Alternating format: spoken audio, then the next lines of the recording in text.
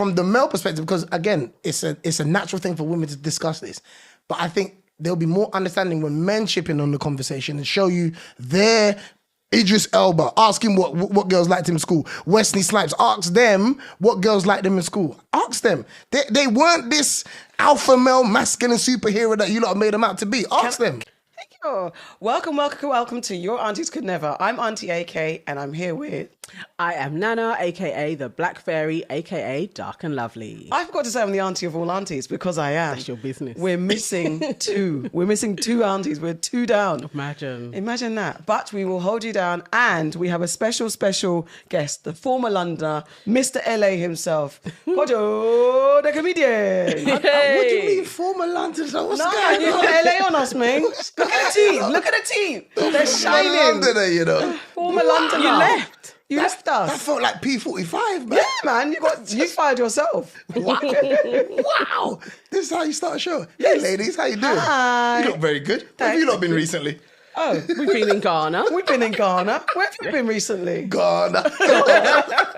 With all the nanas and all the Aquarius and all the Kojos. And on the Kojos, man. Good to be here. Kojo is going to be with us for the whole of the show and more. He's going to join us for Enemies of Progress, Welcome to the Family, and solve some of you lots of mad dilemmas. Mm-hmm.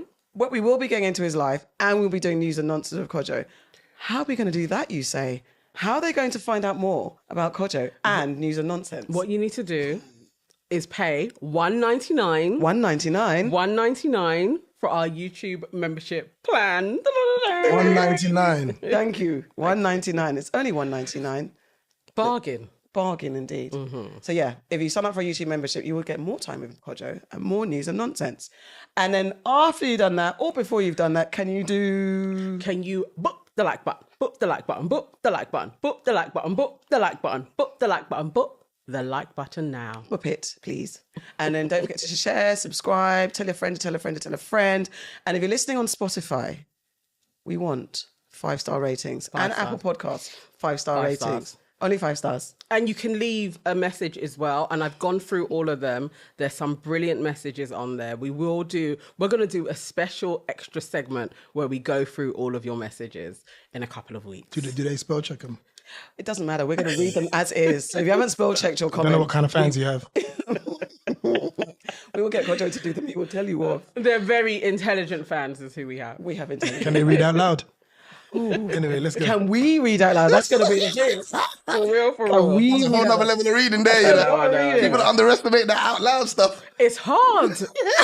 Listen. Easy. We're under pressure when we do that. When we're reading, we're under pressure.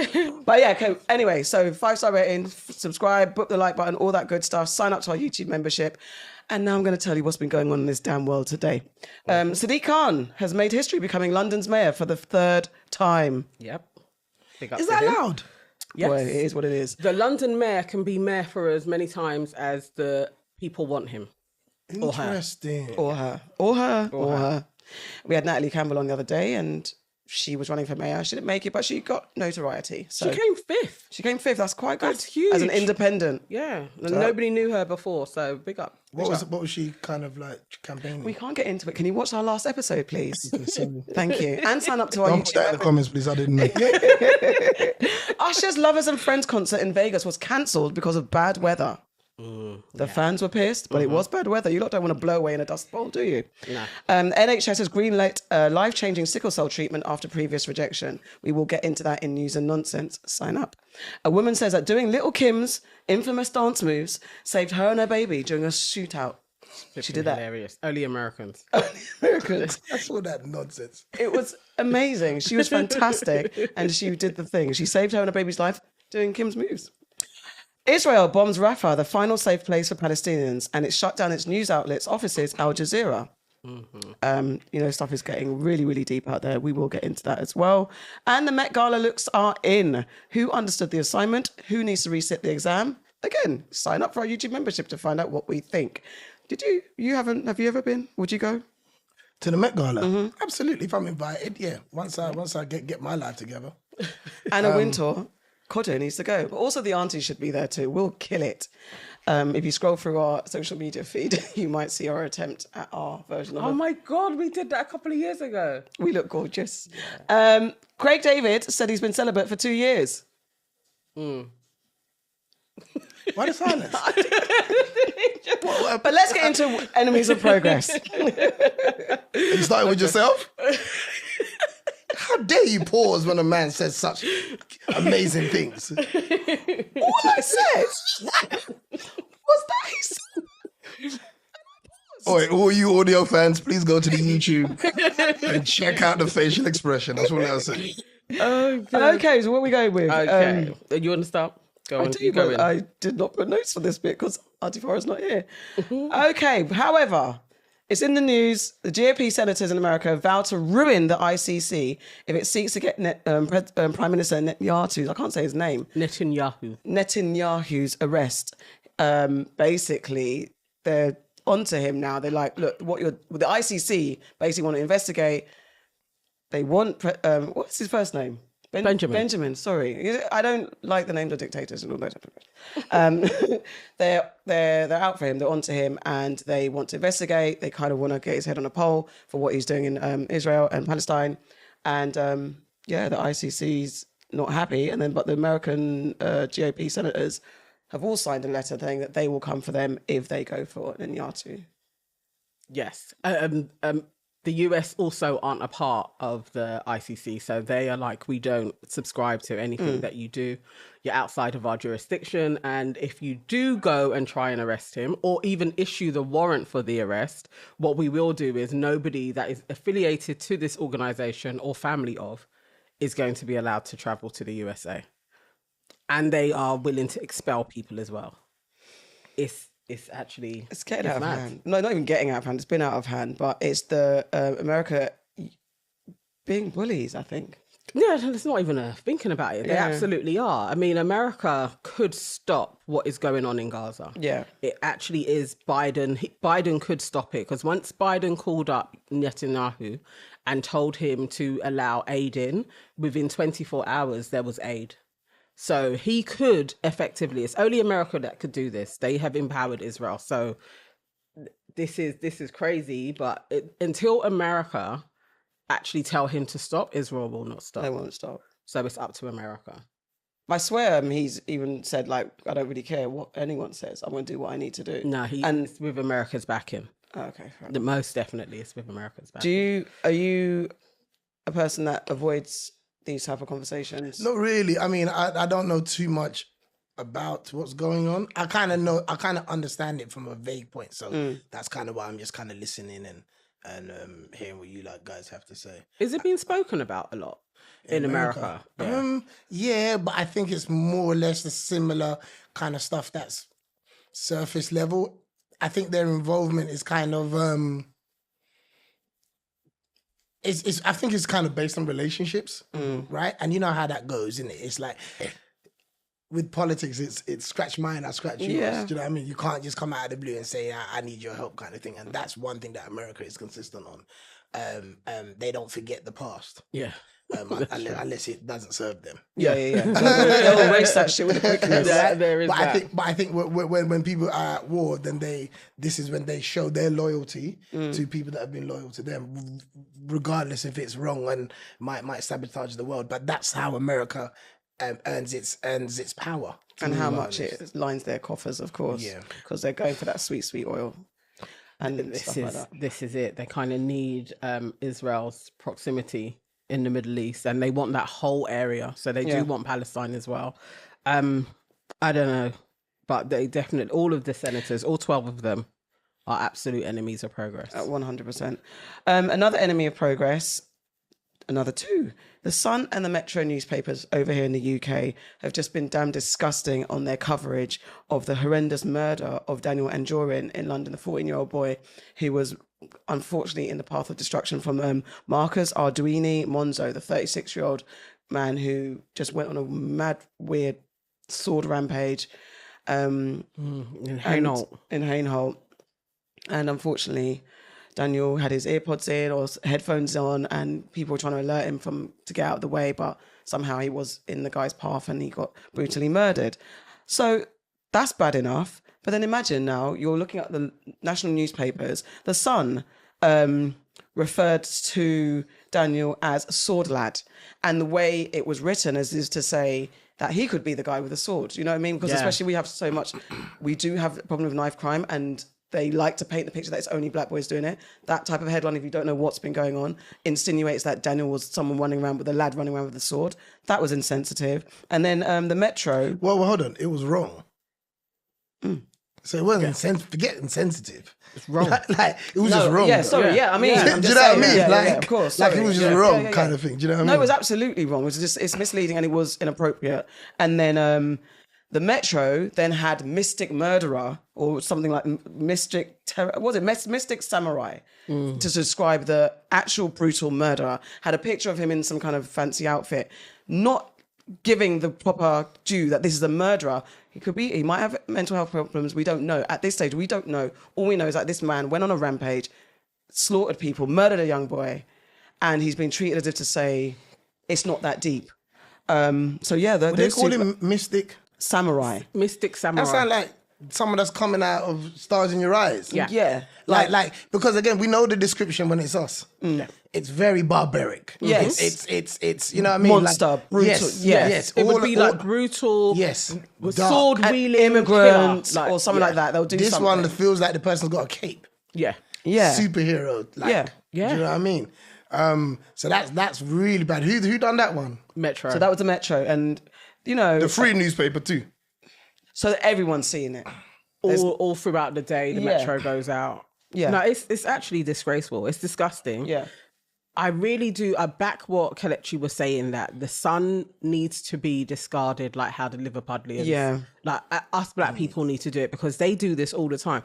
Also, that sword lad was just a little, it's like a third on the front page. Yeah. So when the main news. It was not the headline news. I don't know if they've had other issues. It doesn't matter. No, When I'm somebody just else saying, got killed, I don't know. they get the but front page. That was a little column, a tiny column. That's where they put like joke news. It was huge news. That's a massive It story. was breaking news. It was rolling news throughout the day. The only thing that they did straight off the bat was say that this isn't terrorism. They did that. So again, from hearing the news, especially being in East London, you know, okay, so they're stating that, so we know it's a white person. Yeah.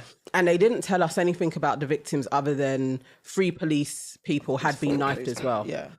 And that was kind of it. So it was rolling news. This was big news. This is, when you get more context, it should be on the front page. Yeah. And his picture was shocking to most people because we didn't even know it was a black person. Yeah, and that was what, like, wow. Yeah. That was shocking. shocking. But then afterwards, the treatment, then you are like, okay, cool. Now you understand why they're soft peddling all this but story. at the same time, though, how many times are we going to be shocked by people who have been consistent? I know. It's not shocking, but it's like, it's not shocking, but it's surprising. You know what I mean? You're like, never shocked, always surprised. Because it's just like, how wicked and evil are you people? Why do you hate us so much? Like, if this is journalism, journalism is supposed to be neutral. It's supposed to be neutral reporting. Tell the story. Facts is, that's it. Don't distort it like that. And the worst is that the Sun is, when I did my journalism degree, we were taught how brilliant the Sun newspaper is for their puns and headlines. They're revered in the industry. I don't know if things have changed, but when I did my degree, they were revered. Them and the Daily Mail were revered as bastions of British journalism. And yes, it's a tabloid, but their puns and stuff like that go down and they're taught. Their puns were huge. Yeah, their puns are a thing. So even doing don't think that's the legacy you have, and then you're reducing this horrible situation to sword lad. Because I think they've jumped on the energy of 2024, which is social media driven, right? And you look at things that people put on their videos to get people to watch. Yeah, it's like the whole world is now get the right slogan, get the eye catching. What do they call it? There's a term for it. What do they call it? When you clickbait. Yeah, clickbait. Do you know what I mean? It's like that's just a normality now. Yeah. That's why back then it was something to maybe be revered. Yeah, we weren't thinking clickbait. We thought, oh, that's clever. Yeah, do you know what I mean? Back then, so now true. it's just true. Yeah, everybody's clickbait. Everything's now. Yeah. So now people who started it are going to be worse. It's true. Than the average person. And the way they like to play on our emotions is like, you might even, do you know what? Let's call it Sword Lad. And then we know the blacks are going to get vexed. And then we'll get more. The same when they all get that stuff. the face and the name wrong. Yeah. Yes. They It's all know what's intentional. coming afterwards and they like it now. Yeah. Do you know what I mean? And that's why I think I look back at us and go, we've got to stop being reactors and responders. Yeah, it's true. We've got to stop reacting, but we've got to respond. It's difficult because, like, you also got to freaking know as well. Like, I think it's Don't that, have to. You It know is what? the- You're right. it is is, the but it's it's just the like, response. sometimes. I think that's the call to action, isn't it? It is like how Liverpudlians were like, They you responded. can't even have the Sun. Like nobody who's saying I work for the Sun can go to Liverpool. Yeah. Like it's like that. It's like we need to galvanize ourselves where people can't do that. You can't just use our emotions. Yeah. Like you can't be like, okay, yeah, black outrage, but they get over it. It is like, no, we have to will stand firm in never it. support you. And that has to be everybody taking a stance of we will not work with you in any way. Like the But we've Sun got is to- shunned. We've got to stop reacting. Yeah, I hear that. We've got to. I think we got to fix our house. We've got to stop reacting and prepare the response. And that's what we've got to do because we are the best at reacting, and they know this. Yeah, yeah. And we drive culture yeah. in every And way. clicks and everything. Yeah. Go. Remember like back in the day, do you remember the organization called Legali? Yeah. And they were, Yeah, I mean, what's they his name? self-appointed. Was it Toyin? Toyin, yeah. And they would up. like do letters, they would lobby, they would like go into parliament and disrupt. And I know activism like that would get wearing on you, but that's kind of like what we need. That body that is like, no, you can't treat us like that. Like there is a set of people and lawyers that will go after companies. Like you can't just be we're going to have a monkey t-shirt and it's okay. Like you can't. We've been placated into apathy and because, our leaders get murdered. I mean, organizations get infiltrated and... But okay, so headless let's look at chickens. some of the people who, right, like Farron, Paul. Yeah. How are we supporting him? True. We're not. Raspit, is it Raspit? Raspik? Respect. Yes. Or whatever. Yeah. Right. Yeah. I think sometimes we look at these people because they're us and maybe how they present themselves. It just feels like, oh, that's just demanding. But they are the seed of something bigger. Yeah. And when they're asking for, because the government aren't funding them, they're getting up off their own back. And I think as a culture, what are we doing to support those little situations for then there to be a conglomerate that attacks the main problems? Because again, I'm before we complain, I'm looking at us first at all times. What are we doing with the little we have to get to that place where we have real impact? Because I am not on the side of reacting anymore. I hear hear you you. on that. I think that's very true. a fair point. For real. The truth tellers, we do need to support them. Yeah. Who's your enemy? Right. My next one. Okay. DJ Vlad. Ooh, He's absolutely on the enemy list. I've never liked this dude, for one. I always think the positioning of a white gatekeeper in black spaces is always problematic for me. And nobody has proved me wrong on this. I would say maybe Charlie Sloth-ish has kind of been okay. But DJ Vlad has been problematic for years.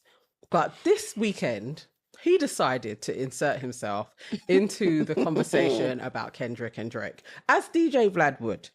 Nobody would expect anything else. But he said that the mix for, what's it called? Not Like Us, it wasn't mixed right and it could be mixed better.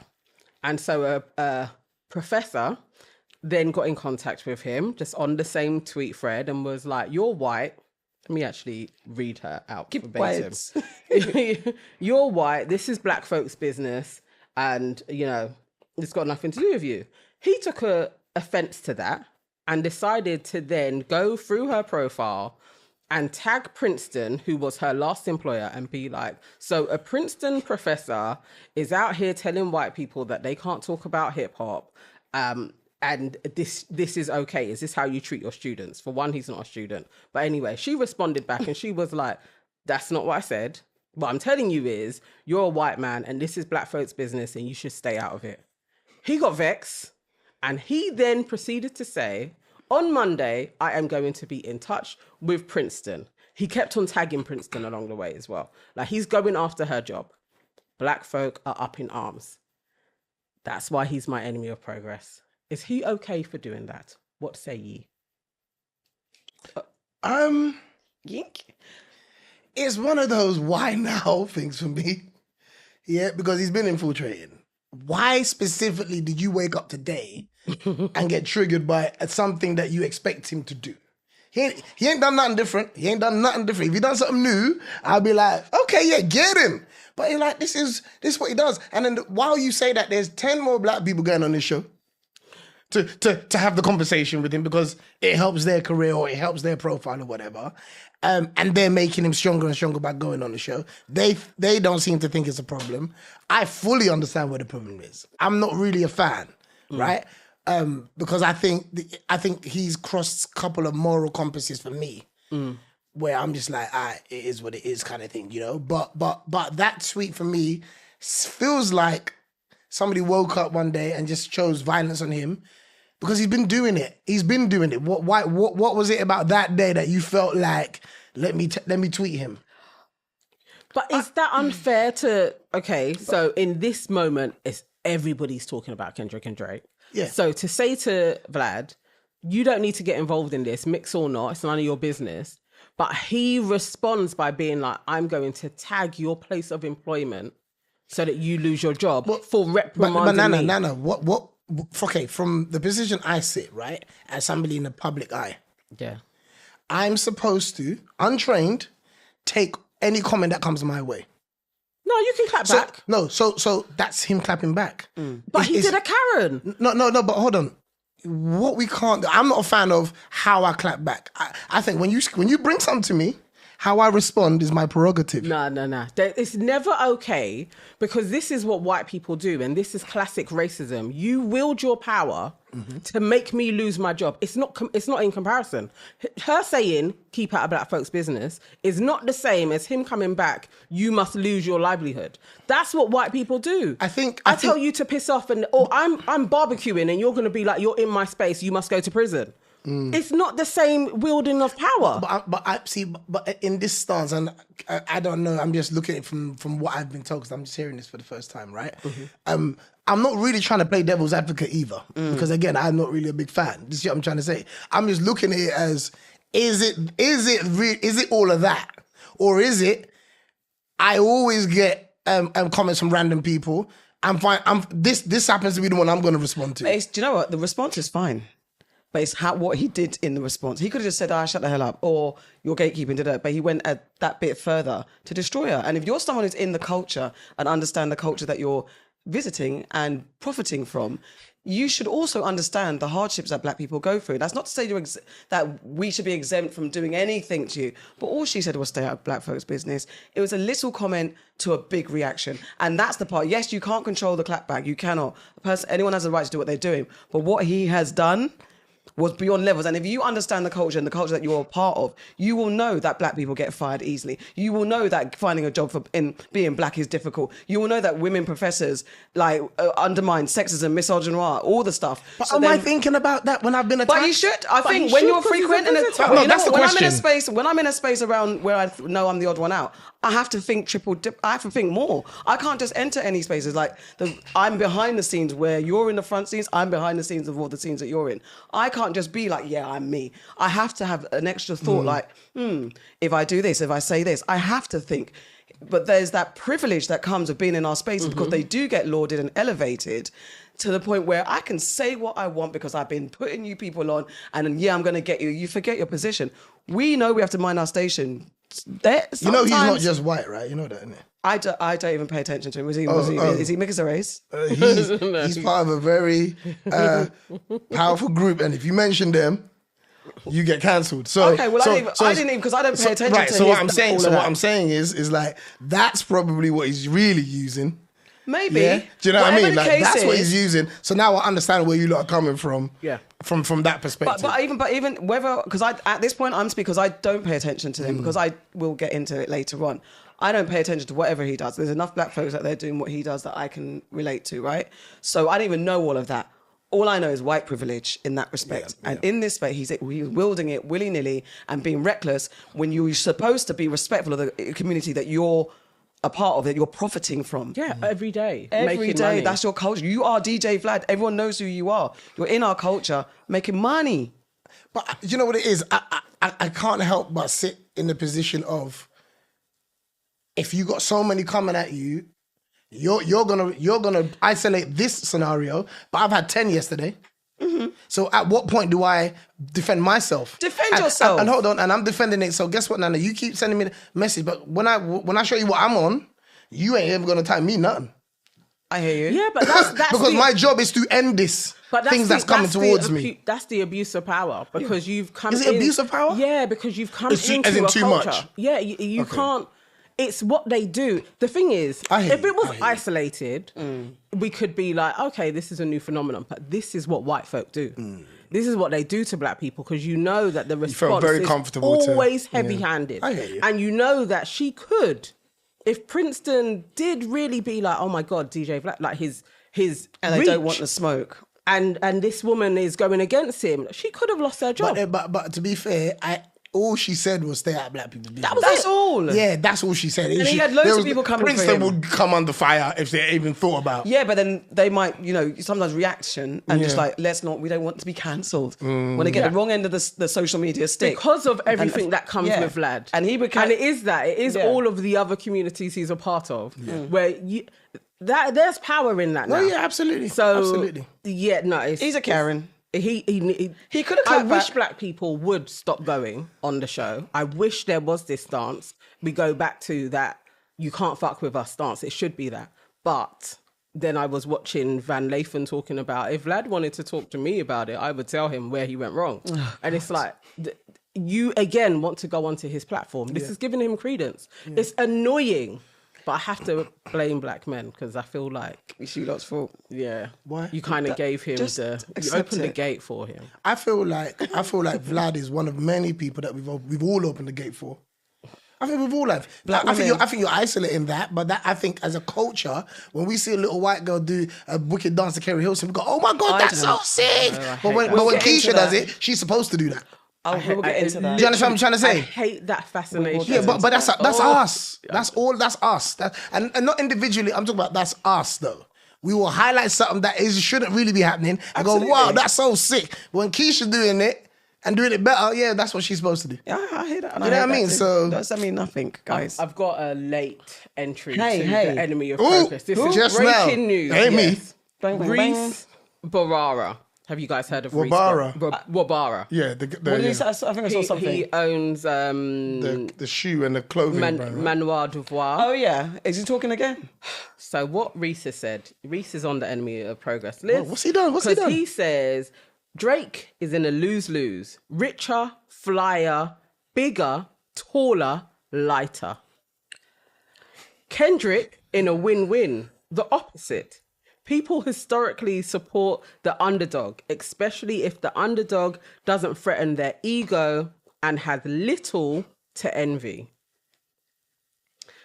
He said, is everyone just jealous of Drake because he's the most successful and can probably have their dream woman light work, or is it something else? I'm curious to hear your thoughts. What do y'all think? He asked you a question. Oh, okay. So you want me to go first? I like when I hear things, I kind of critically think. No. I don't just go for the jugular. look. Yeah, right. So I think there is a thing with Drake. I think my thing with Drake and what Reece is saying is I think the lighter thing coming from a lighter man as well is this hidden confidence that they have. That they are all conquering, and I heard that in what he said, right? Because I think he probably believes that about himself too, right? So from that point, I think he's crossed a line that's going to trigger people, because I think it's less about Drake and this is actually more about him, and what he really thinks of himself. Do you know what I mean? Being lighter and he won't say this out loud, but he will walk in the confidence that he's better. So he can understand what's happening to Drake from his perspective, right? The underdog isn't always dark skin. The underdog sometimes is just somebody who may respect the art more. I mean, Drake was an underdog before he became the big dog. When he first started out, Yeah, from yeah, like trying to break in, even though he had Yeah, but I think he advantages. wasn't an underdog for as long as maybe No, Kendrick I get it. is. You know what I mean? But again, what I've really paid attention to and learned from this whole exchange is about art. And there's only a few now that are happy to chase the art that may not pay them the most, that may not be understood immediately, but in 5 years' time, we're going to be dissecting this. We're going to be calling it a classic. Because most classics, when you hear someone goes a classic and you heard it's dropped 2 hours ago, you're like, shut up. Like, he ain't even let it marinate. And I think with Kendrick, he's Kendrick to me, and they're both great. I'm a big Drake fan, but Kendrick to me is a home-cooked meal and how that's prepared, and Drake is let me warm it up. Yes. And you know what? They both feed you, but one will make you hungry again in half an hour, which is the microwave food, and the other one you get to sleep. Look at the bars this man is dropping. So I'm saying, He's a chocolate. so for me, it's about it's not always just the underdog because that lighter line, he made it about himself. Can I ask you, have you, because we always talk about the women and light skin and colorism and all that and dark skin wars. Do you as a dark skinned man, have you ever experienced levels of that feeling of like, okay, jealousy from other light skinned guys or insecurities from dark skin? Is there a war between men, really? I think this is the thing that I'm glad you asked me that question, because I feel like black women don't speak to dark skinned men enough about their experience. Because Can I put, sorry, before you continue, black men don't like talking, by the way. No. Go on. That's not the truth. How long we got? A hour and a half. The vulnerability is what I'm saying. Is that conversation doesn't always come up. It's always leverage that women talk about. We talk openly. If black men chipped into the conversation, they don't tend to. I would say, I watch quite a few pods. Yeah. I haven't seen black male podcasts and they are talking about colorism Ever. amongst themselves, like black women do. Right. That's the only thing. But between But there's us, a reason for that. Yeah. The reason for that is our general makeup is to get over it and move on. Sure. Okay. And that's the misconception of it doesn't affect us. Right. Yeah. Because we're naturally built that, okay, do you know what? I might not be light skinned. I'm going to get my money up. Yeah. I ain't got no money. I'm going gym. Yeah. Like that's the difference between the men and the women. Okay. You lot will pause, instead of finding another way where you can gather strength, you will sit in. Listen to what I'm saying. I'm listening. Your body language spoke to me. You will sit in, and I'm not saying it's wrong to. I'm saying you will sit in the issue. Whereas because of our makeup as men, it doesn't mean we're less concerned about it than you. Sure. But our natural design is to move on, because my tear don't get the same reaction as your tear. hear It just you. doesn't. No, it's Let's true, live in the real world. It's true. Right? So it doesn't mean that you lot are harping on and banging on about it. It's just that your makeup is designed in this society that we're going to listen to that more than me. I'm a dark-skinned man, right? And you look at Hollywood. Apart from Ghost from Power, what light-skinned man do you see as the lead? True. Because Hollywood doesn't say that that's a real man. Right. Hollywood has painted a picture that an alpha male is a dark-skinned man, right? So growing up, I say to, and even my experience, I came into mine as I got older. That's the thing. At some point, you will kick into your design at a certain stage, but what men don't do is maybe have that conversation a bit more. But I'm telling you, it's the same. I'm telling you, it's the same as what dark-skinned women go through. It's the same, but just the makeup of a man is to figure it out, though, immediately. How can you say it's the same When you do have that archetype that the alpha man is a dark-skinned man? We don't have that as black women. We don't have the desirability in Because the the same alpha woman way. is a dark-skinned woman, which is again, negative for us, by the way. Yeah, but I think that's the unfairness of. I never said this was fair. Okay. Yeah, I'm saying that the unfairness is that Hollywood would pick the lighter woman, right? And women have a need to feel desired more than men do. So that is going to have more impact on you. It just is, right? Okay. Because the man realistically, we're not supposed to be pretty. We're not supposed to be look good. We're not supposed to, fuck all that. Sorry if I can swear. I don't know if I can swear or not. Yeah. But our thing is go and get the things that really matter. Money and be a person worth something. That's our thing. I don't give a damn what I look like. I don't care if my hands are tough and whatever. I'm going to work. But you probably would if you were, say, on the, and I guess this is a new phenomenon for a lot of light-skinned men, to be on the other end of the desirability, because it is like the manly man is a dark-skinned man. Yeah. And so they are on the Receiving on the downside of it. As like you have to prove your manhood. Yeah. But whereas for a dark-skinned woman, it is like you are not the desired At woman. all. So that's where I'm like, it's not the same. Wait, when you say you're not the desired woman in terms of Hollywood, right? No, in terms of life, in general. because in the general conversation, you get it on the ground level, the blue collar, white collar, everyday person. The dark-skinned woman isn't celebrated. You're gonna. I think Kev on stage released his list. Him and the other comedian released the list of top 10 women that got them through puberty. Was the title. Every woman, bar Pam Grier, and Pam Grier is not dark-skinned like us. Every woman was either light or exotic or white or mixed. Yeah. And then only Pam Grier, and she had the afro. But then Pam Grier is Pam Grier. She's not a dark-skinned woman, right? Those are the women. And though Kevin's missus is a dark-skinned woman, that's a bit of an abnormality in the society that we see. Yeah. Those are the women that guys were celebrating. Okay, on the average. But I can speak to myself, a very good friend of mine who said to me, Kojo, when I grew up, all I liked was black girls. They didn't like me.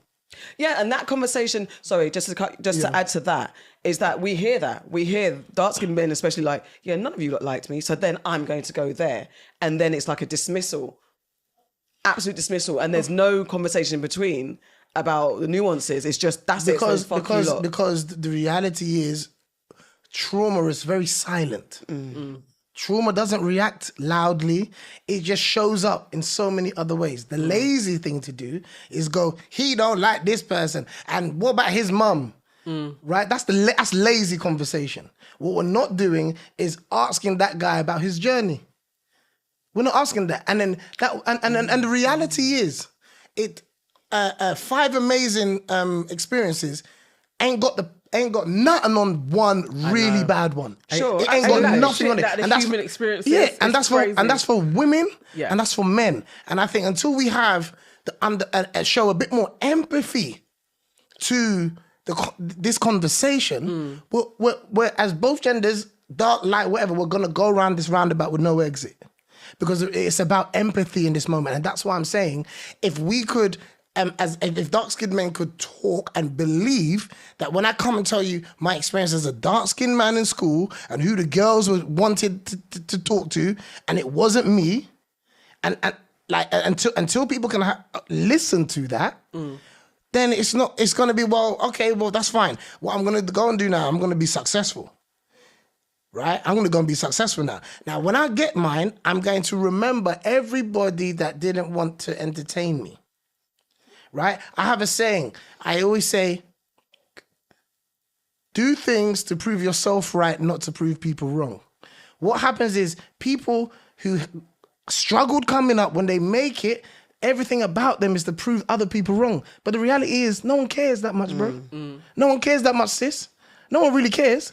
Because now you've got all of this other stuff, and you thought those people would care. They don't care. And people just hold on to all of these things. So it's a deeper thing that I just feel like, from the male perspective, because again, it's a natural thing for women to discuss this. But I think there'll be more understanding when men chip in on the conversation and show you their Idris Elba, ask him what girls liked him in school. Wesley Snipes, ask them what girls liked them in school. Ask them. They weren't this alpha male masculine superhero that you lot made them out to be. Ask them. Can I chip in here? Go on. With welcome to the family? Because I'd like to welcome, and it's a controversial one, a Nick Cannon. because he's issued an unsolicited apology. Well, not unsolicited, an apology to black women. He's got this new. Have you seen his new show, Council Culture, on YouTube? And basically, this is he's actually studying to get his PhD in psychology. So he's got this YouTube series where he's exploring isms with black folk, and he's just, he's having educated conversations. So he sat down with a woman called Brandy Sellers, who's a birth doula and a life doula. And he was saying that possibly he and his fellow black men owe black women an apology for not upholding their end of the bargain. And the series does cover a bunch of things, from colorism to not being there to his multiple baby mothers and all that type of stuff. So he's issued apologies. I think we owe women an apology. And just feeding into what you're saying. Yeah. What was his overall reason why he felt? Because they've got trauma, and He's got trauma. black men have got a lot of trauma that they don't deal with, and their way of placating themselves is going off and playing, and then they're not listening or hearing what... Nick is my guy. Okay. But he ain't the messenger, man.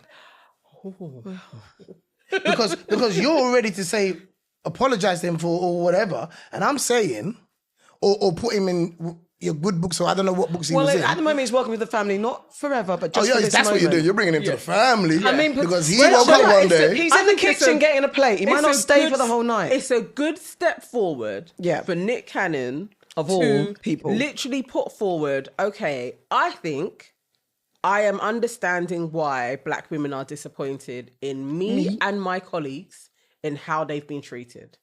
He's like, I think I can understand it now. I understand that they were wanting this prominent black man to be like, I'm going to pick you. And we didn't. We went elsewhere.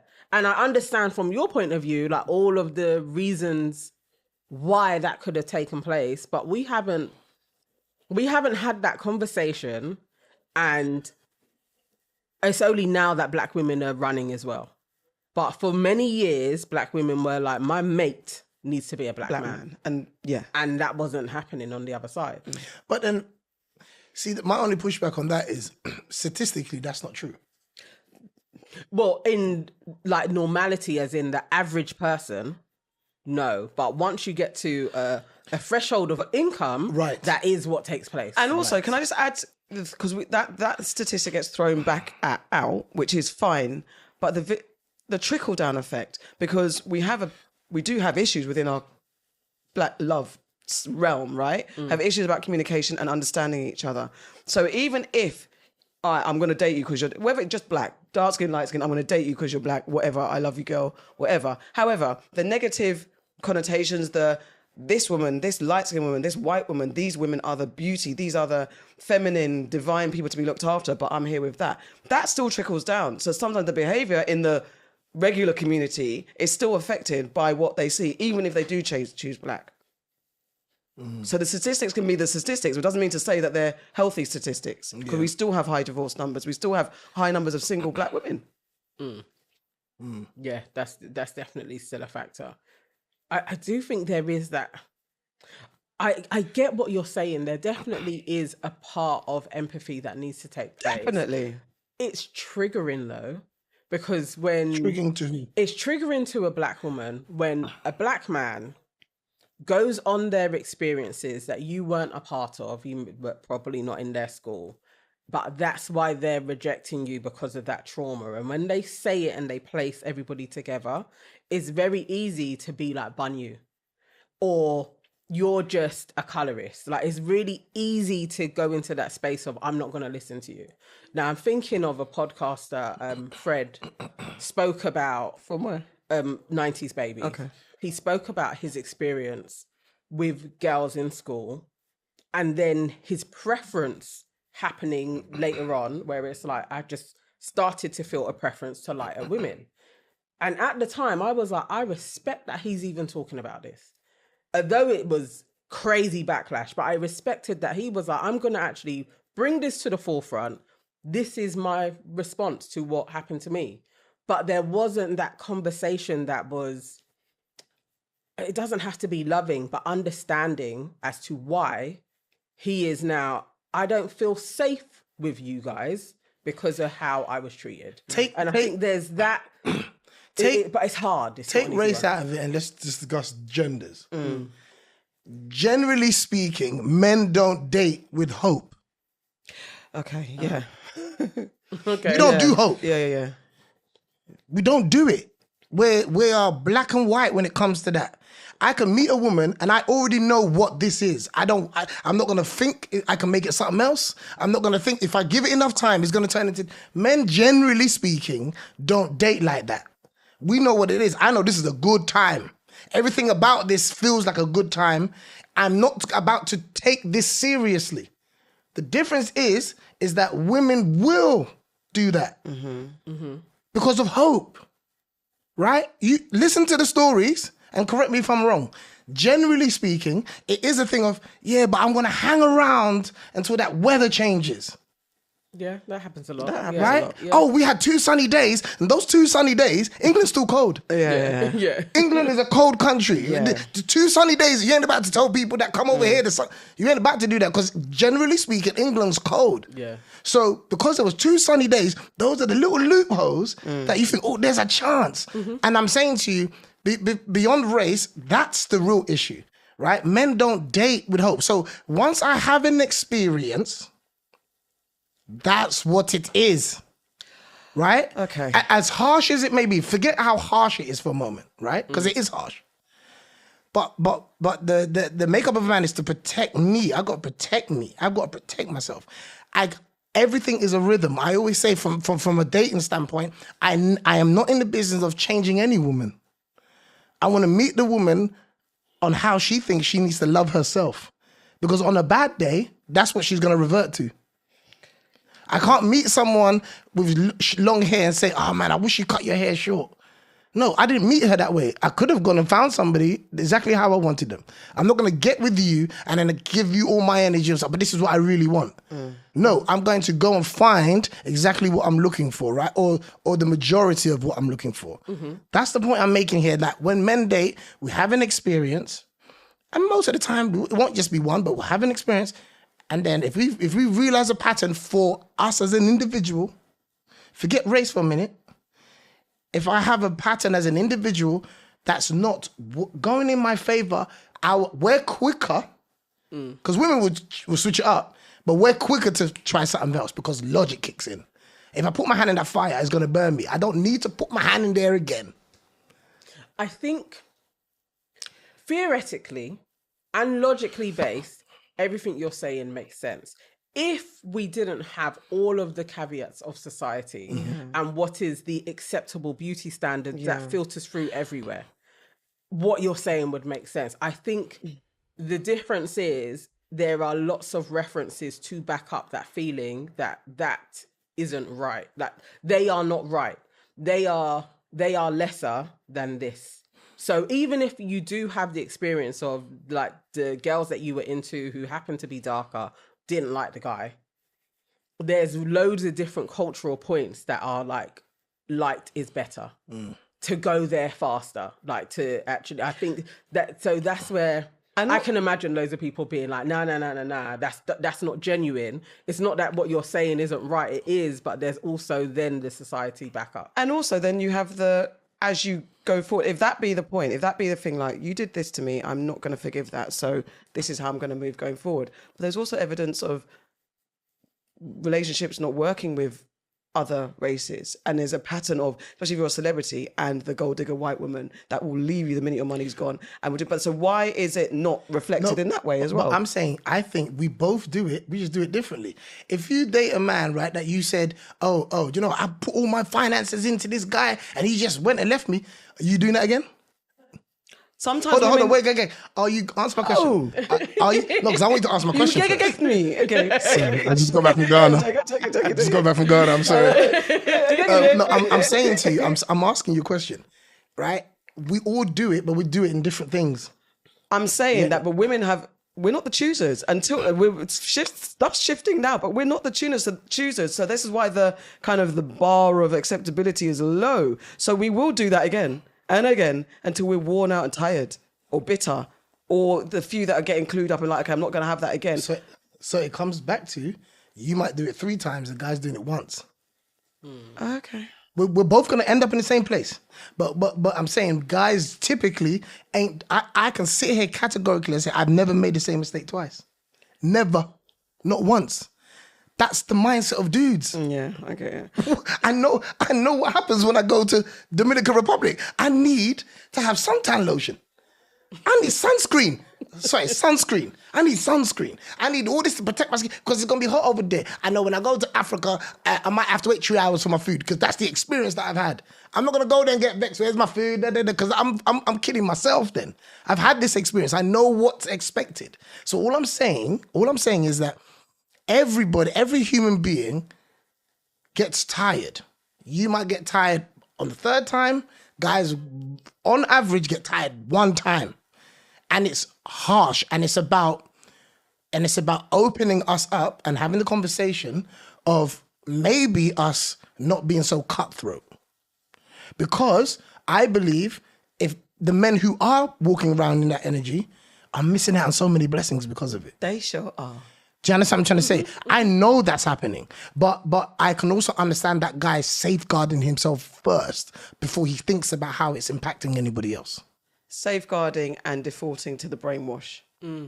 Right, that's what it is. Because Wait, with the brainwash. Wait, when you say brainwash, you're talking about the whole coloring thing. Yes. But I don't want to talk. I want it to. I'm trying to show you from a human perspective. All right, I understand that. Take but it then away there's- from race. Okay. I think we still do. We all learn lessons after we've had an experience. That's what this is really about. I think we can make it about race, and to a certain degree, that's a whole nother conversation. But I think generally speaking, human nature learns from its experience, and some take longer because maybe they're in denial. I don't think it takes longer for them to learn. I think that they're just in denial more. Of no, there's hope. No, it won't happen again. Not me. That's a beautiful thing in our culture. Not me until it's your turn, and then we learn from it. This is another conversation because I need to get more into it. Hey, I'm here, man. I think Nick Cannon, you should have us on your council culture. And Big all up of Nick us Cannon. Big up Nick Cannon. He's trying. I like that he's definitely Trying. opening up the conversation and even having. I love Dr. Umar, but having Dr. Umar on, that was a good one as well. Nick was doing Little Kim's dance to dodge them directions. He was doing all of that. But he comes direct though. You might come and hit you in your chest, man. Dr. Umar didn't let him get away. Okay, so look, I need to come because look, man, we got into a deep conversation. So we're in Welcome to the Family. Welcome. I need to welcome two people at once. I'm going to combine them, right? Yeah. Vince Staples and ChakaBars, because what they've both done during our time of being distracted by the beef, the hip hop beef, they came to school us and park our adult asses down and say, guys, you can enjoy the beef, but did you know there's a war going on in Congo? And did you know that Universal Music Group is consolidating all the indies and just reaping the money and the benefits of Get our rid of all culture? the black-owned labels. Understand? So Vince Staples, I'll go first. He was doing a conference at a university. He was on the panel of a He university. did it on didn't he?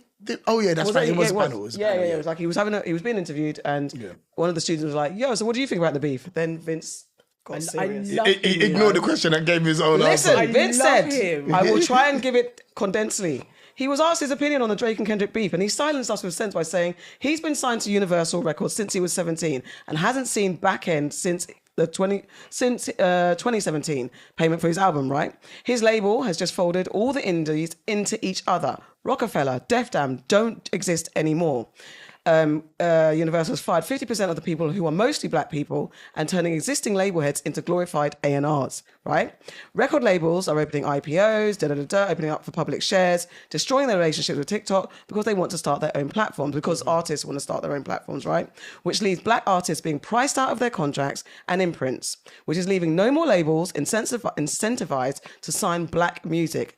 And whilst Taylor Swift is fighting to have people being better paid by streamers, N-words, his word, he said N-words are fighting on the internet. By the way, Kendrick and Drake are both signed to Universal Music Group. Kendrick is signed to Interscope, but he has a global distribution deal with Universal. And Drake releases under Republic Records, which is an imprint of Universal Music Group. Both artists and Universal Music Group will profit from this beef and streams and attention. And then there's that. And then there's ChakaBars. If you've watched not this episode, the last episode of The Breakfast Club, he was on there talking about the war that's going on in Congo. And he also is like, we got two black men beefing. rap lyrics, whatever they're talking about. But there's a big genocide happening in Congo, funded by the West, and we've got black people, millions of black people dying. But yet we're talking about Palestine, and we're talking about Kendrick and Drake. So these two men, I'm welcoming them to the family because they kind of reset my silliness. That was very caught up in the beef. I'm not oblivious to it. I was in it. And then they sat my ass down and they said, girl, can you fix yourself up and be more sensible? Can we do two things at the same time? But why aren't we really, really focused on Congo as the black community? Because it's so easy not to. Because we're so used to the trauma. That exactly it. We're numb to it. Yeah. We're numb. Like the reality is we're numb. We've heard, all of these things are just normal now. It's normal, and it's going to be a very hard task to get people to get that shock value back and that instant. We got to do something. I think loads of people are doing stuff, but those people work quietly and they just get it done. There's, you know us, innit? Why you got to tell everybody what you do? Why can't you just do it? It's 2024. You got to tell everybody what you're doing. You got to. I don't give a damn no more. If you feed homeless people, you got to tell people, because reality is, in this world, if you don't put it out there, you didn't do it. You didn't do it. We're there now. All of this hiding behind and doing good stuff, you got to tell the whole world every good thing you're doing. I don't care what the reaction is, because if you didn't show them, it didn't happen in today's world. Most people aren't listening to radio and TV like that no more. They're on their phone. They're on their phone. If you don't post it up there, it didn't happen. So for me, I think people are doing loads of good stuff. It's just not being we're not sharing it. You know what I mean? We're all responsible. Because I think with Shaka's video clip, you know, the Breakfast Club always shows their clips, and then other platforms repost the clips and stuff like that. The likes are different from the beef that's happened this past weekend. Oh, I know. The likes are so different. It was always gonna be that, though. I don't blame the beef. We switch off. Yeah. But it's just a shame because it's like really going into side by side what's going on in Palestine and then what's been happening in Congo. Nobody even bats an eyelid. Like, it gets a sliver. It's like, because Palestine got traction, then it's like, think about Sudan, think about Congo. But it's not got people every day on their timeline really charting that there are people dying every day there. And I in think the millions. But I think as a culture thousands. as well, we one thing we are fed up of doing is tweeting. I know, And one thing we're fed up of doing is posting, and because we know it don't mean nothing. But I mean, he's like, come and do some stuff, do the work. Like he's calling all his celebrity people that he knows, like, take action. Don't just tweet about it. We need you on the ground. He's on the ground. He said he's working with some great people. But I am not a fan of shaming people that aren't there yet. And my thing is, he said he wasn't. I don't think he was shaming. I mean, but he has in the past, right? And for me, some people just, you know, my mum used to say, like, most things don't make sense until later. Sure. Yeah. Sometimes it takes later for someone to really understand what's going on and feel like how they can be involved. To pressure people and to be like, oh, you could be doing this and you could be doing that. And that's why we was joking earlier on about under people's comments and stuff like that. It's like, I understand what he's trying to do, but don't lose sight of the objective that that's a soldier that we still need. And maybe they're not ready yet, but we're still going to need them down the line. However, maybe in that respect, but we do tend to say that. And we have been distracted by this nonsense. It's nonsense. The beef is nonsense, really. Like, if Kendrick is a woman beater and Drake is a paedophile, if that is true, they need to be dealt with accordingly. So if they're bringing truth to light, let them get dealt with. But essentially, the beef is nonsense compared to what we're going through. But then that's the conversation. We always don't shame people. But maybe we as a community we can't take, like with Vlad and welcoming people to the culture, we can't relax. Don't we need to be on guard all the time? Do we not need to be shame yourself? Because what are we doing? Because if someone doesn't make you feel shame, because I believe in shame. I believe in shame. Shame. I believe, not everybody does, and as a culture, we don't. We don't like being shamed. Right? I think as a culture, we need to be embarrassed, until we really buck up our ideas. But so many people ain't ready for that conversation. Whenever you hear me speak, I don't segregate myself from the ignorant side of us. I say this is all of us. Mm-hmm. I take the brilliance that we do and I take the nonsense that we do. I am part of both. I don't remove myself from none of this. I don't say, that's not me. I look at that as my brothers and sisters who are doing effed up things and phenomenal things. And how can we continue one and how can we uplift the other and stop all the madness and nonsense that's going on? And I think we have got to be responsible for each other. And as a culture, sometimes it feels to me that we don't. It's like we run to what I don't. Yeah, definitely. We run to that, but then we want world peace. We want all this other But stuff. that's the part. So when he's talking and he's like, under the comments, I definitely rolled my eyes. Oh, there he goes. But then I was like, because I know, because he's always there, isn't it's it? like, okay, I get it. And he's doing the work. I have donated quite a few times to his iHeart organization, especially when he was really doing the I'm building the houses, because that's huge. Like, housing orphans and everything is really important. just to go through what he's done, by the way, he's refurbishing a high school in Jamaica. He's building a city in Ghana for people from the diaspora. He's built a school in Ghana. He's built an agriculture system in Somalia. He's built a village in the Congo. He's out there doing the work, and he's got vegetable fruit. There's people company. doing stuff though. That's what I'm saying. And he's not the only one, but there's people doing stuff, man. And I think then it becomes, you know, who refused to get up off the bus first, right? Then it's us arguing with each other exactly again. And I'm saying, keep doing what you're doing, right? No one gets on a train that ain't going nowhere. Your job is to ignite it if you feel that's your job. And when the destination becomes clear, then passengers get on. Yeah. And when they get on, don't be like, oh, no, you didn't. No, they're here now. Let's roll. We can't slow it down for, when I came back to you. That's what we do too much. And that's why I said, don't prove people wrong, prove yourself right. Because I was going to say, black men, just because we dissed you when you was younger. Let us get back on the train. Are you taking full responsibility? I never did start school guys when I was younger, actually. I like them all. I liked all the black ones. Separate yourself. I liked all the black ones. But yes. But that is very true. That's a fact. It's trying not to burn the bridges. Don't look, because it's a long distance race. Yeah, exactly. Not everyone's ready. So just take it when it comes. Take the ones that are. Yeah. Take the ones that are, man. Well, big up to Chaka and big up to big up to Vince both of Staples for like educating, because also the loss of a lot of black formative record labels is very deep. Def Jam, Rockefeller, gone. Are you mad? That's crazy. They know what they're doing. Is also going back to like Beyonce doing a country album, because they are predicting that country music is now going to be the new hip hop. So it's not because country wasn't on, well, this is the thing. Country wasn't on DSPs for a very long time, and it's only been going on in the last 2 years, and they've been seeing that there's more streaming, because it was seen as like quite old school. Like it was other people that were listening to it who weren't really there with the digital age, but that's changing. So that's the movement. So when Beyonce put out like she's doing a country album, because I'm not that big a fan, was like, okay, this is a smart move, because that's where the music is going to go.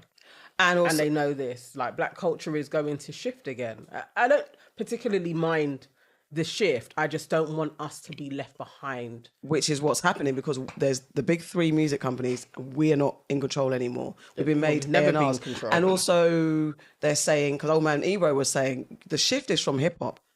The shift is going to Afrobeat, African music, and Latin music. So that, and you already, I think, I swear UMG's invested in a record company in Nigeria. I lost my notes.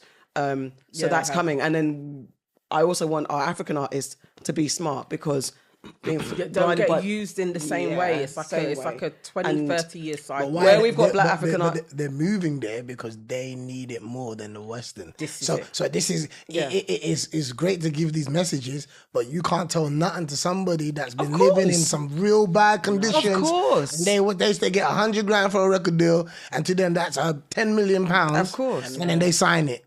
Do you understand what I'm trying to say? So we let them go into Africa, but they're going to go there and really see poverty and really be like, okay, we give them a little, crumbs. Yeah. So it's going to take a generation to I'll get clued up. It's going to be too late. They'll rinse and repeat. It's rinse and repeat. But this is when the top tier artists have to make sure that they're protecting the But then at the moment we've got our top... It's their responsibility, the Burners and the Wiz and all we've got that. them saying that we're not Afrobeat. And they're also beefing each other. It's following the blueprint of something that's...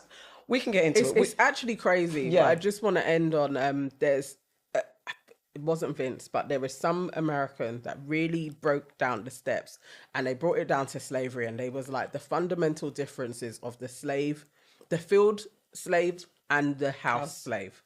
And that the field slave that managed to get into the house, at first they're out of sorts and they're a bit like, what's going on? Yeah. But then they started to take food from the pot and then they started to see the master when they're on their down. So the fields are all like, I hate the master. You get into the house, you see him a little bit more and then you get the perks and then you're really like, this ain't so bad. You know? Yeah, of course. It's actually not so bad. Then you start telling the field ones who were like, I'm shouting for freedom. No, it's actually okay. Yeah. Because you've only had the 10%. And that's what happens. You get all you need is to give like 20% of people a little bit of wealth and they will tame the 80. Do you know what Yeah. we do? But do you know what we do to the slaves outside? We call them haters. Yeah. Yeah. Because you don't want to lose what you got. Yeah. We call them haters. We call them why you're jealous. And this is what I'm saying. I asked a question on Instagram and I said, can you critique someone doing better than you? Is that allowed? Absolutely should be. But it doesn't But yeah, happen. it looks like hating. Because we rushed to, you don't have, that's why you're saying that. Yeah. Danger. Well, where are we going to go next, girl? You have to come back like tomorrow. We always more. need you. So just a big up to Stormzy for opening up Murky FC. in Croydon. Yeah. That is huge. And he's going to do great things and actually get more black people involved in the back end of football as well as on the field. Because Welcoming yes, our Ghanaian so nephew dope, man. to the ting. he absolutely is the best. I mean, he's been welcomed bare. Like every single time Stormzy does something great, we have to celebrate to. him because he is the nephew. And then we also have a quick welcome of a pioneering black doctor, Dr. Cecil Belfield Clark, who was honoured with a plaque in Elephant and Castle. He was actually one of the first people to have a full-on doctor's surgery in 1920 in Elephant and Castle. Wow. Again, so that we don't always go on the Windrush. We have been here for a very long time. Been here. And he's from Barbados and he came in 1920 and did great things for black people in South London. So he's getting a plaque and it's right next to which university is it? It must be London College South of Bank, Communication. is it? I think it's South Bank. South Oh, is it? Yeah, Okay. South Bank Uni. It's right I wanted there. it to be my uni. Okay. It's right there. But yes, so big up to him and his family and his legacy as well. Big up. Okay, so let's get into Aunties Know Best. We're going to solve some of your juicy, stupid dilemmas because y'all crazy. So which we do? I don't even know which to do first. Let's go into Am I the Arsehole one? Okay, then cool. Let's go into Am I the Arsehole? All right. First one up. Am I the arsehole for calling my mum out for making me give away my birthday and other presents as a child? I'm 16 and basically my mum would give away my birthday presents and also presents I got when someone visited me for the first time. I don't think I would mind if I didn't like the presents, but I did. My mum basically kept a huge box and she'd say, pick one, play with it, and once you've used it to its max, you can pick out another one. But when we went to other kids' parties, she would take a present out of my box, wrap it up, and make me give it to them. It pissed me off because those are my gifts. Obviously, I wanted to play with them. I was about 6 when this first started. I would have a birthday party, invite a group of people, and then the gifts I got would be distributed at my friends' birthday parties. Because I kept my gifts really well, there was never a time when I would get another one because basically I would always keep them so I wouldn't get them replaced. And the other thing that would happen is that my mum might give them to my sister who's 14. So I never got to enjoy my presents. So the other day, my parents were like, oh, you should invite your friends over for your birthday. And I was like, no, thanks. I'd rather not. And then my mum was like, oh, but your sister's friends have so many parties coming up. So without thinking, I said, is this a grand plan to give the presents to them? Ha ha. My mum got mad. My dad got mad. Everyone got mad because my mum said she never did that and that I'm exaggerating. And I did say it in front of my sister, in front of my auntie and my cousin. So my mum's super embarrassed. So my parents are angry. My little sister said I should apologise. Do you think I should apologise? Am I wrong? Am I an arsehole for talking to family things? Took my presents, mum. That's harsh, you know. This feels like one of the harshest things. I can't imagine going through similar. But also at the same time, I am like, yeah, I feel like there's something that my mum would have wanted to do as well. Like not everything I was able to keep, most definitely. The money, my sure. phones. Money never came to me. That always got taken. But I don't know. She shouldn't have brought it up in front of the family members. But I felt I like think that's the only thing that she did wrong. But her parents have been fuckeries. but it's family. Was there a name attached to this? No. No. Make one up. Femi. Oh. That's all I was saying. This feels so African. It does. Especially I didn't do that. That is African as they come. That's probably the first African that came with the Windrush. I believe that children have experiences. And especially in African culture, it probably happens in others, but I don't know. But in our culture, we have an unwritten rule that you must take abuse and just never mention it ever again. And act like none of this ever happened. And I feel like this new generation don't care about none of that. And I think part of the good thing about that is we got to break that cycle of hidden secrets because sometimes they fester up. And when that woman becomes 30, and we spoke about trauma earlier on, and then as light as it is now, we can key. When she gets older and it's a response to something else, it's damaging for that individual, all because of the embarrassment. And I was like, no, even like myself, I've written my autobiography that I'm hoping to release soon. Okay. And I feel more at ease to release it now that my mum's not here no more. Because I spoke to her during the process about a lot of things. And she was more concerned about her embarrassment and less respectful about what I went through. Yeah. And for me, that is a problem. Yeah. So in this scenario, I feel like that young girl has had an experience, and kudos to her for doing it at such a young age, because the reality is it's going to be uncomfortable for 5 minutes. Yeah. It's not going to be uncomfortable longer than that. And I think as a culture, we need to kind of stop hiding these things and you know, letting people, you know, just throw away their experiences. That, you know, she wanted to play with her stuff. And I don't think she planned to do it when her aunts and uncles were there. It's just a trigger thing that she responded, and she's like, oh, that is do you know what I mean? Yeah. And it's because she hasn't had the space to speak about it. What if the parents were just trying to protect her from their brokenness?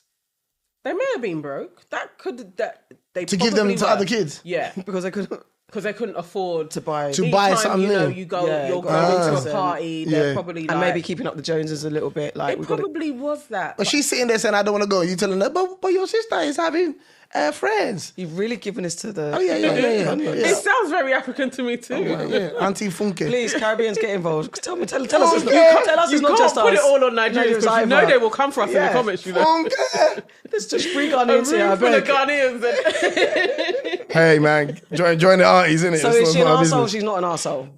I don't think No, she's she's not an arsehole. I don't She's think not she's an an arsehole. arsehole. Mum's She's a not little bit of an arsehole. Communication as well, guys. No, the definitely her parents are fuckeries. Yeah. Like that is absolutely out of order, borderline abusive. I would say. Okay, go It's on. not okay. All right, I'm going to. Should I leave my Italian boyfriend? Oh God. Absolutely. Hey, ladies, I need advice. I'm 25 and I've been dating this incredible Italian guy since October. We started out as study buddies in our psychology class and things just clicked from there. Not only is there chemistry between us off the charts, yes, sex is amazing. He also cooks like a chef, so I'm well fed. He'd mentioned his mother's judgmental racist tendencies, but reassured me that she is evolving and becoming more open-minded. However, on my visit to their house, his father seemed genuinely fond of me, but his mother appeared uncomfortable. She barely made eye contact and showed little interest in getting to know me. I could sense the tension, and my boyfriend constantly was holding my hand under the table, so he confirmed that he was aware of this too. Towards the end of the dinner, I ducked out to the bathroom to recharge my social battery. When I got back, I caught her finishing a sentence in Italian, muttering, "These people don't know their place anymore." So I fired back in Italian. Oh, damn. Yes. I'd love to hear you say that to my face. Shocked, she made a quick exit upstairs, followed by his dad. After an awkward silence, my boyfriend blindsided me by saying I was disrespectful which left me speechless. So I was so annoyed, I grabbed my stuff and left. He called this morning, but I'm really not ready to talk. Honestly, I don't even want to see him right now. And I'm seriously considering breaking up with him. I'm so pissed. Mind you, this is our first real fight. How do you think I should handle this? Is it grounds Why for... are you doing like that? Is it grounds for sacking off the relationship? I think the moment that, for me, which is the most powerful moment in this whole scenario, is he held her hand through it. He held her hand.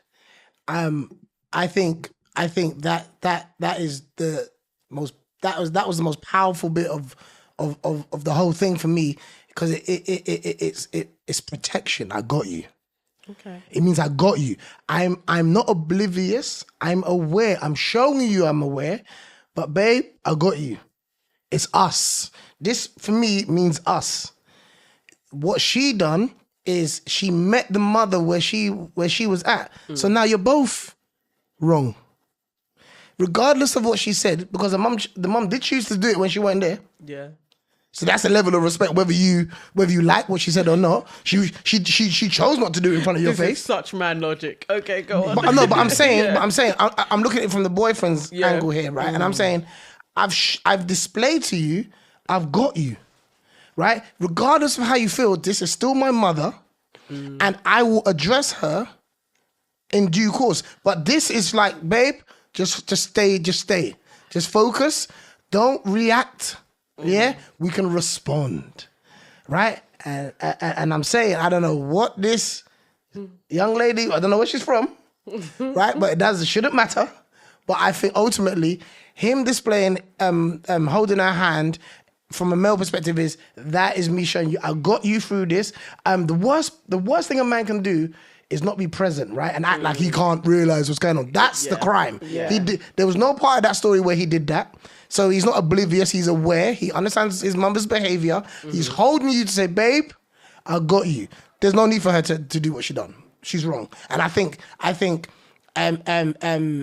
you're really trying to be in someone's life and you see forever, yeah, sometimes you've got to be the bigger person, because you don't live there. If you live in a house, that's a whole nother thing. You don't live there. You're going to go home to your man who loves you, who has displayed protection in that scenario. Sometimes you got to let a man be a man. And I think she took what he needed to do away from him and put it into her own hands. And I think that is wrong. She should apologize to him. Yeah?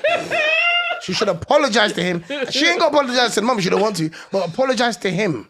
Because I think she should have let him handle it. You're at his family's house. There's no woman that can come to my family's house and handle my family. Are you mad? That's wild behavior. You should trust me that I know my family and I'm going to deal with it. Again, there are men who act oblivious to that situation, act like nothing's going on. He demonstrated he was aware of what's going on. Let him be a man and handle that. There was no place for her to do anything. Wow. Cool, blimey, Kojo. You've kind of silenced me, because the hand thing got me too. And it is very true that when the man acts like, I didn't see that, I can't see. Yeah. But holding the hand through it, I understand that. Yeah. But what if in her relationship, as she's navigating this relationship, she sees that her man doesn't really show up? So she couldn't trust that her man would show up. Because there's also, he could hold her hand a little more. He couldn't be holding her hand because, like, I know you're temper, babe, but this is not the time. But also, he's not going to deal with it. What then? My thing is what you do in front of my family, you're going to do outside. So if there's disrespect outside, hold on. Yeah. Mate. If you can do that to my family, what happens when somebody barges you by accident and then you start, oh my God, babe, did you see that? You're going to be one of them. No, thank you very much. Mate. I will not entertain a woman that behaves like that. No, men don't like that. Men do not like that. Let the man be a man. Do not take my responsibility away from me. I don't need you to do that. Why am I here if you need to do that? You got nothing to say, innit? Literally, I am like, oh my God. That's a point of view on it, I guess. I half back you. I half back what you're saying, but not fully. I understand her reaction to it, but I understand it. If you if you really are like, I'm going to be a part of this family, or I see a future in it, you can't react. So yes, she did wrong. And I get the whole, like, you know, her man holding her hand or whatever. But at the same time, there is a safety in, she came in and it was allowed to be said.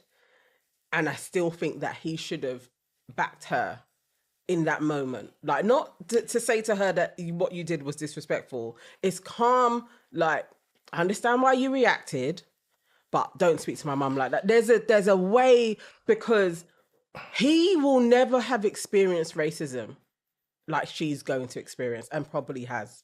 So how she's triggered by it is how she's triggered by it. I would want to still feel safe with my man that he isn't going to back his mum when she was wrong and turn on me. And I think that's what she's reacting to. That I don't want to talk understand what she done. I'm saying to you though, yeah, that as your man, let him deal with it. Again, we are reacting. I know. Yeah, but it's hard. No.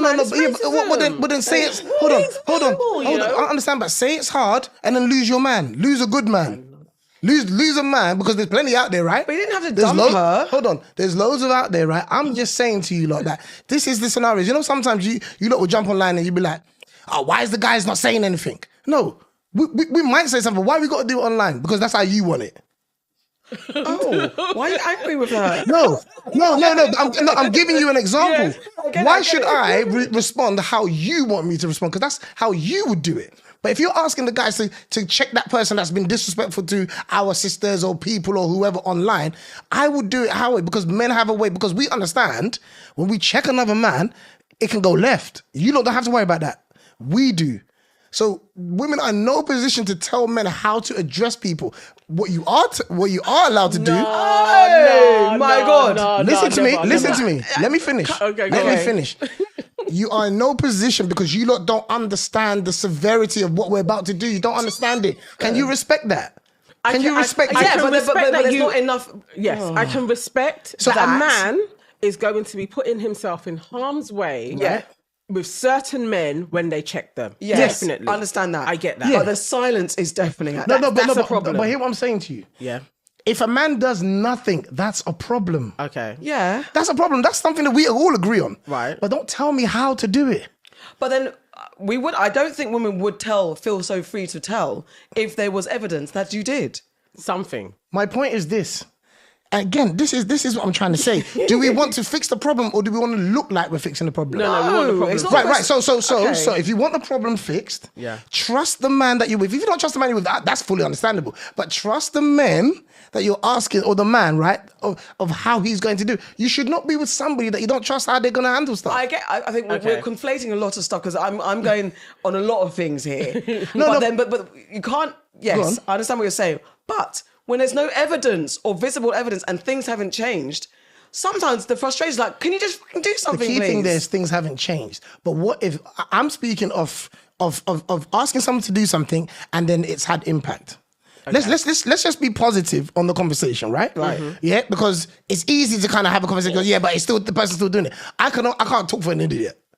That's an idiot. I got asthma. I don't waste my breath, the little I got left, talking about people like that. Yeah. I'm talking about, you want a man that you believe can address something, right? Because you want to see change. He does it his way. He doesn't do it in front of you in this scenario.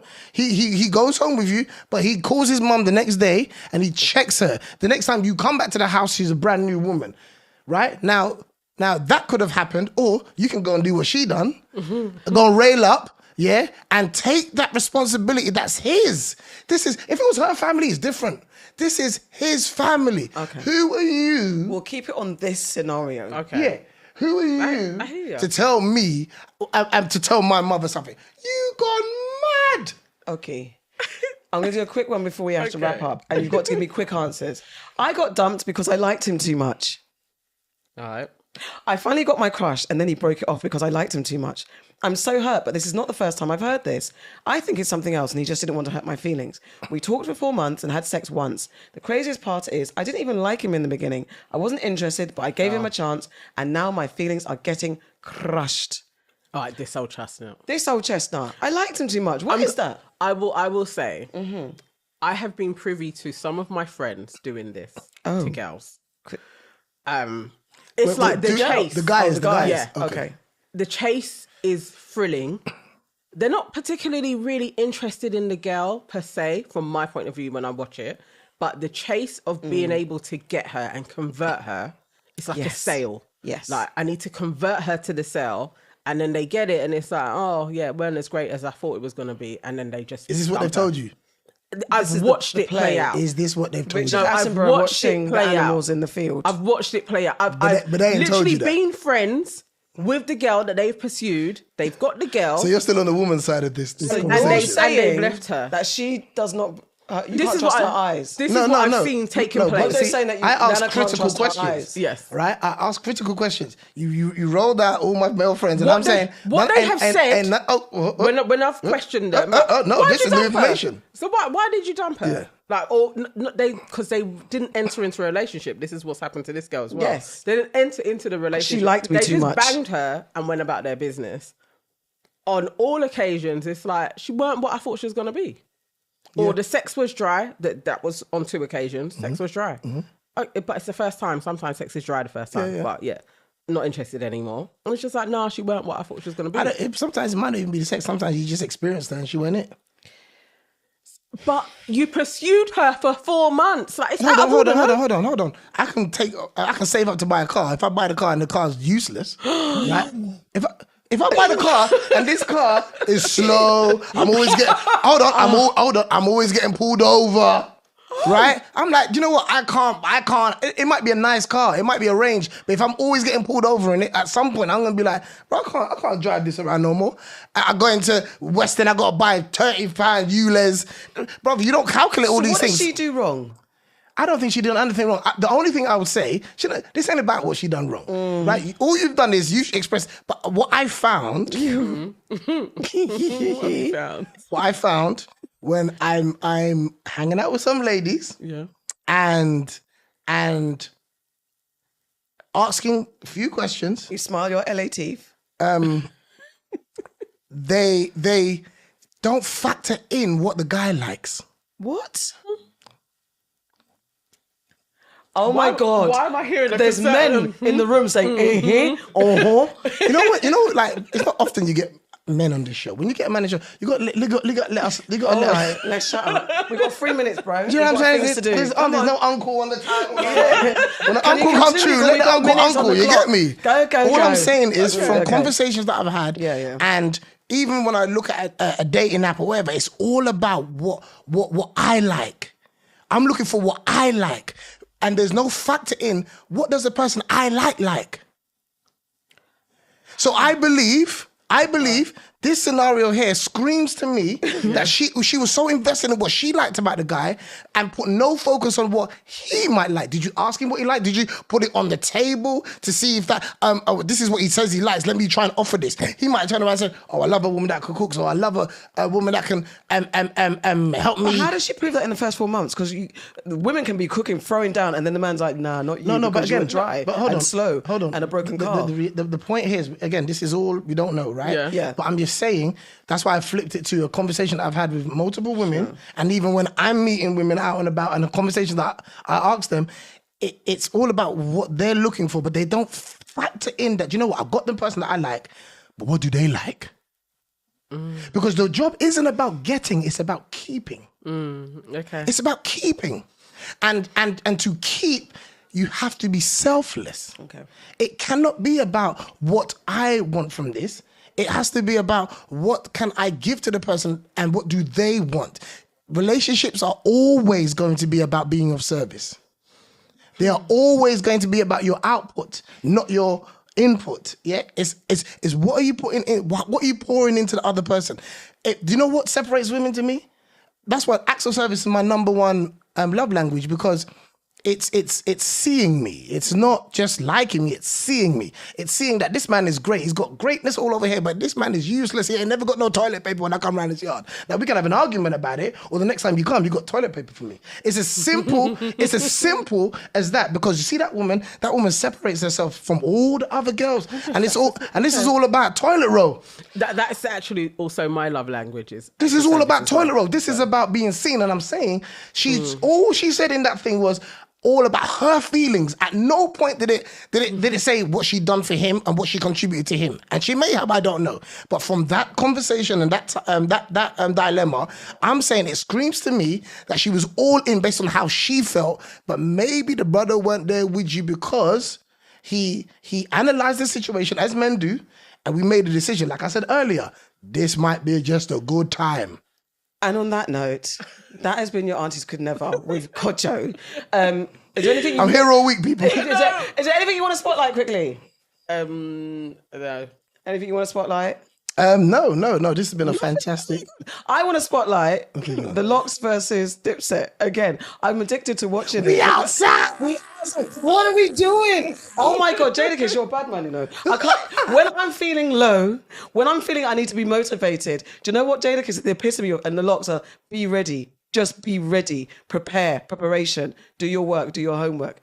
And that's my gift to the world. Watch versus all the time. The Locks versus Dipset. And It was good though. We'll be back next week. Yes. And then if you've subscribed to, I've got to go. Bye.